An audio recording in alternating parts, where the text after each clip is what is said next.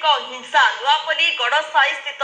BJD party office सम्मुखें दुर्बृत्त माने बोमा माड़ कर फेरार हो जाइछन्ति। एही बोमा माड़े कहीं मृताहत होई नाहंती किंतु गोटे बाइक संपूर्ण भाव जली जाइछे। घटना पर नुआपल्ली रे उत्तेजना प्रकाश पाइथिला। नुआपल्ली थाना पुलिस घटनास्थल रे पहुंची उत्त्यक्त लोकंकु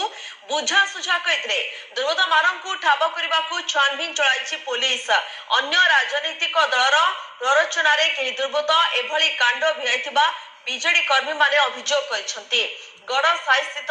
बीजेडी कार्यालय प्राय 20 रु अधिक कर्मी बसी बैठक करुथिले। भोजी भात मध्य चलीथिला। राति प्राय 12टा बेले हठात कार्यालय सम्मुखरे प्रचंड विस्फोरण होइथिला। ए विस्फोरणर तीव्रता एते अधिक थिला जे समग्र अंचल थरी उठिथिला।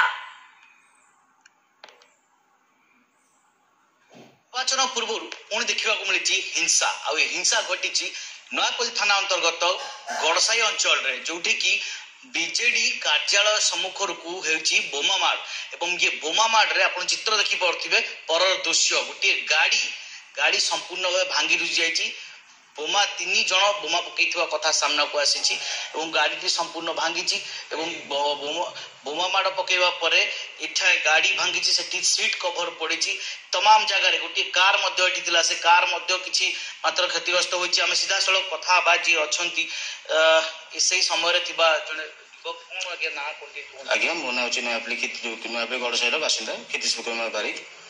अच्छा आम भाई पछोटे आम सीएम को पदयात्रा गला आम पछोटे आम 5 जण भाई आम बस भोजीभात करूँ। भोजीभात सरला भितर आम जस्ट हाथ धोई आइचु। भर 3 जण पिला के 220 आसिले बाइक आसिकी तो बोमा माड़ कले सर बोमा कले आम दौड़ा दपड़ा आइले हे कहले से गाड़ी गुड़ी सर पड़े कथा से कि कौ दल आम तो जानी नयापल्ली थाना केस दिखाई तथापि मानने चलते तेजिका चलते कौन आप अभियोग कर हाँ नयापल्ली थाना आम अभियोग कर मैंने आम चाहूँ कि कौन मतलब आमको डाउट हो अलग पार्टी काले ये करेंगे कि तथापि नयापल्ली सार आईसी सार कहते ये करेंगे कौन आज्ञा माने कार्यालय सामने पार्टी कार्यालय सामने कार्यालय सामने आसिक दुर्बृत्त फोपादी मैंने मैंने एत साहस हो मैंने से बाहर दुर्बृत्त आसिक फोपादी जाऊँ जेहेतु आम तो नु आम सब थी प्राय पिला तो थी कि आम भोजीभात कराया 5 जण थी ना से आम तो अधे पिला नु से आसले फोकती पड़े से सब बाहर पिला अंचल किसी सीसीटीवी लगे। हाँ अंचल सार सीसीटीवी लगे आस देखेदेवी कौन कहे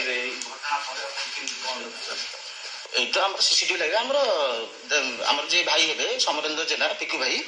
से पार्टी ऑफिस भितर बसते सर ये सीसीटीवी सार लगी देखो समरेन्द्र जेना जी आम पिकू भाई से पार्टी ऑफिस भितर बसते मतलब कथा होते क्वार्टर कथा होते क्वार्टर विषय ये देखो सीसीटीवी लगी सी माने से कैमेरा देखिए से जस्ट बाहर को आते मैंने कह गले माने कह गले अटैक है निहत देखुवे आप चित्र जे आम कहूँ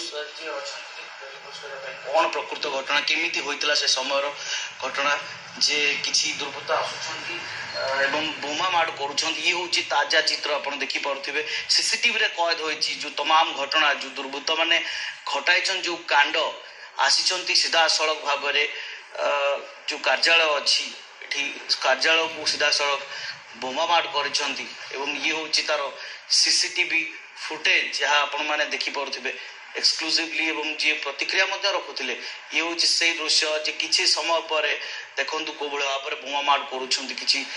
दुर्बृत्त एठार बोमा माड़ कर एकाधिक 3-4 कैमेरा ये घटना कैद हो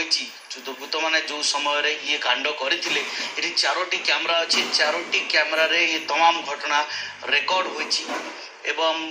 रेकर्ड पर वर्तमान ये सीसीटीवी पुलिस हस्तगत हो पुलिस इन्वेस्टिगेशन कर स्थानीय नयापल्ली थाना पुलिस एने तदंत आरंभ कर प्रकृत रे किए माने ये कौन पाई कि घटाइले एवं एमानकु केते शीघ्र पुलिस निज कब्जा को नब एवं जो निर्वाचन को अबाध और निरपेक्ष करने की अपराध मुक्त करने की प्रतिश्रुतिबद्ध अच्छी पुलिस ताकू किभली भाव कायम रखिपर निज दृढ़ोक्ति भुवनेश्वर कैमेरा पर्सन रवींद्र सहित सुनील कुमार नायक न्यूज 7।